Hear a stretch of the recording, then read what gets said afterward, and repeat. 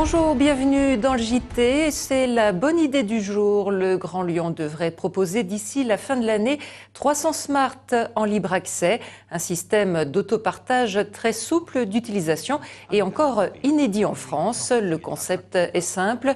Chaque abonné muni d'une carte à puce pourra accéder sans réservation préalable à l'une de ces voitures disséminées dans la ville et la reposer dans un des emplacements prévus à cet effet, mais sans obligation de revenir à son point de départ. Pas d'essence ni de stationnement à régler. À Hambourg, en Allemagne, l'utilisation d'une Smart en libre accès revient à 15 € de l'heure. Le Grand Stade à Dessines, on en parle encore. La ministre des Sports, Chantal Joanneau, renvoie la balle dans le camp de Gérard Collomb. Pour elle, c'est un bon projet qui qualifierait Lyon pour l'Euro 2016, mais qu'il faut avant toute chose procéder à la révision du plan local d'urbanisme, ce que se refuse à engager le maire de Lyon sans avoir obtenu au préalable la déclaration d'intérêt général. Deux positions contraires qui, pour l'instant, empêchent toute avancée du projet. Le risque de sécheresse est déjà bien réel dans le département du Rhône après ce mois d'avril particulièrement sec et en l'absence de précipitations significatives ces prochains jours. La préfecture pourrait être amenée à restreindre l'usage de l'eau. Dans certains secteurs du département, le niveau des nappes phréatiques est déjà exceptionnellement bas et pour les arboriculteurs de l'Ouest lyonnais, la situation est préoccupante.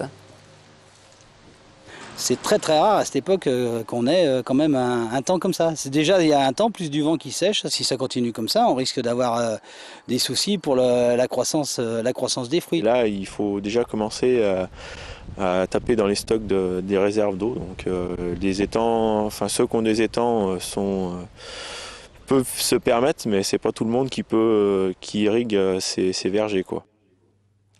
La présence du lynx dans le Beaujolais, officiellement confirmée le 14 avril dernier, ne fait pas que des heureux.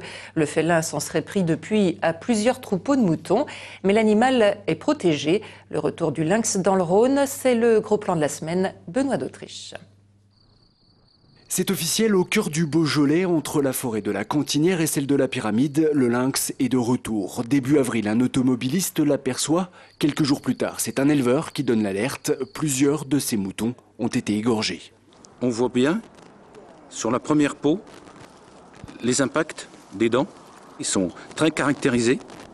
Avec ça, on peut à 80% dire que c'est un lynx. Pour en avoir la confirmation, l'Office national de la chasse et de la faune sauvage décide donc de tendre un piège au félin. Un cadavre de mouton pour appât et un appareil photo à déclencheur infrarouge. Le résultat est impressionnant. On a eu la chance, la 4e nuit, là, d'avoir une série de 40 clichés très nets de l'animal. Le retour d'un grand prédateur protégé qui plus est soulève aujourd'hui plusieurs questions. La première, a-t-il sa place sur un territoire où il n'a plus mis les pattes depuis un siècle? Pour les spécialistes, c'est possible, mais ça demande une réelle volonté. Le lynx, sa proie de prédilection, en gros, c'est le chevreuil, les petits ongulés. Évidemment, c'est les chevreuils que mangeront les lynx, ils ne seront pas tirés par les chasseurs. Donc là, il y a un problème, c'est qu'il va falloir cohabiter. Ça, c'est la condition. La deuxième question, comment protéger les troupeaux? Depuis sa première attaque, le lynx est revenu à la charge chez le même éleveur. Celui-ci préfère d'ailleurs garder l'anonymat, mais il va devoir trouver très vite une solution. Le troupeau va être en fait enlevé, entre guillemets, de la dent de l'animal chaque nuit, puisqu'il va être rentré dans une bergerie, au moins pendant une dizaine de jours, pour éviter que l'animal, le lynx, se spécialise sur ses proies qui lui sont faciles à attraper. Dans le Beaujolais, on s'apprête donc à vivre avec le lynx. Aujourd'hui en France, ils ne sont plus que 150 individus, dont 100 uniquement dans le massif du Jura. Et puis toujours au chapitre animalier, carnet rose au parc de la Tête d'Or. 3 petits singes issus d'espèces rarissimes sont nés courant avril et ça tombe plutôt bien à la veille d'un week-end porte ouverte dans les coulisses du zoo. Jean-Marc Roffa. Voilà, on voit juste sa tête, petit. Ce charmant lémur à ventre roux, dont l'espèce vient de Madagascar, est né le 4 avril. Ses deux petits copains tamarins bicolores d'origine sud-américaine sont moins faciles à approcher. Ils sont nés le 27 mars. Ce sont les nouvelles mascottes du parc. Ces naissances s'inscrivent dans un vaste programme d'élevage européen basé sur des échanges entre zoos. Ces naissances sont liées aussi à un partenariat avec les pays d'origine pour sauvegarder les espèces.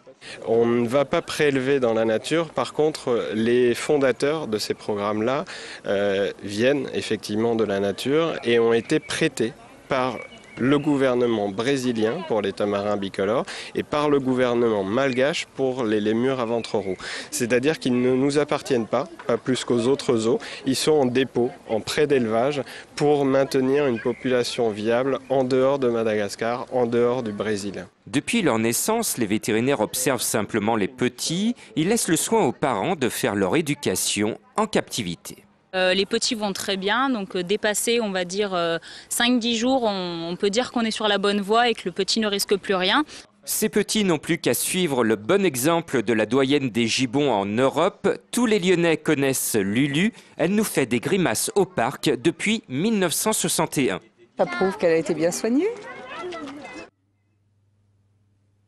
Et c'est la fin de cette édition. Vos rendez-vous sur TLM, 20h Pumchak avec le groupe Jink Goa, 21h OL Express et l'info bien sûr. On se retrouve à 17h pour un nouveau point sur l'info. Très bon après-midi sur TLM.